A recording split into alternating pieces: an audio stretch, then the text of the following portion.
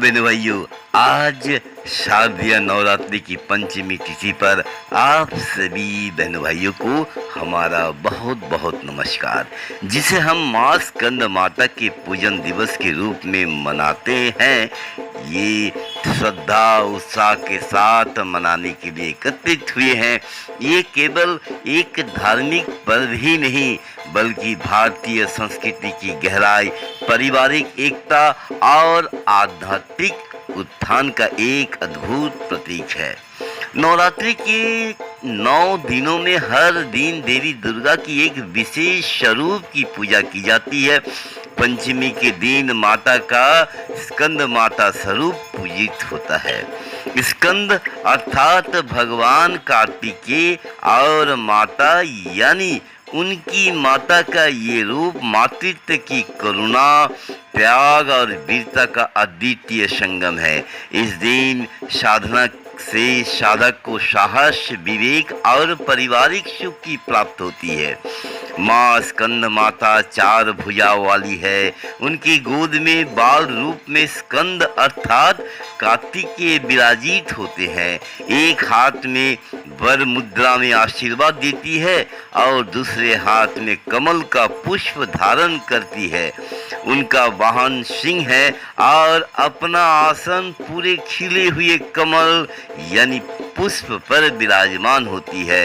इस रूप को देखकर मन में मातृत्व का स्नेह और साथ ही साथ अद्भुत शौर्य की अनुभूति होती है। पंचमी के दिन भक्तगण माँ स्कंद माता की पूजन सफेद या पीले पुष्प से करते हैं।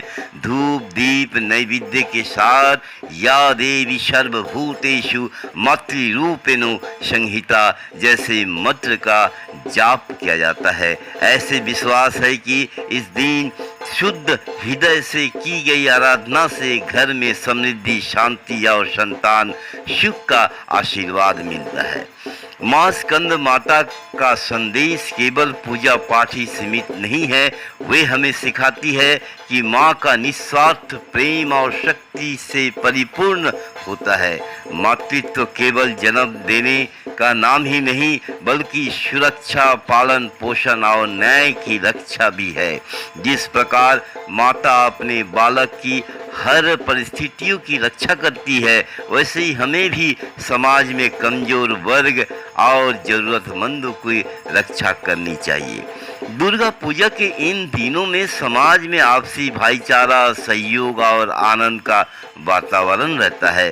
पंडालों में सजावट, आरती, ढाक की थाप, सांस्कृतिक कार्यक्रम, हम सब एक सूत्र में बनते हैं। ये पर्व हमें याद दिलाता है, धर्म केवल एक अनुष्ठान ही नहीं, बल्कि समाज को व्यक्ति से जोड़ने की शक्ति है। आज के आधुनिक युग में जब जीवन की गति तेज हो गई है और पारिवारिक रिश्तों में दूरी बढ़ गई है, पंचमी हमें सिखाती है कि संबंधों का मूल आत्मा प्यार और जिम्मेदारी को कभी न भूले।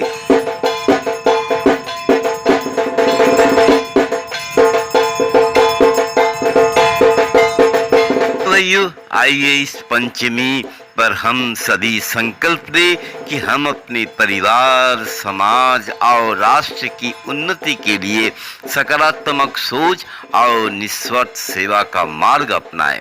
माँ स्कंद माता से प्रार्थना करें कि हम ज्ञान, साहस और करुणा का आशीर्वाद भरपूर माता से लें, ताकि हम जीवन के हर संघर्ष को धैर्य और शक्ति से पार कर सके।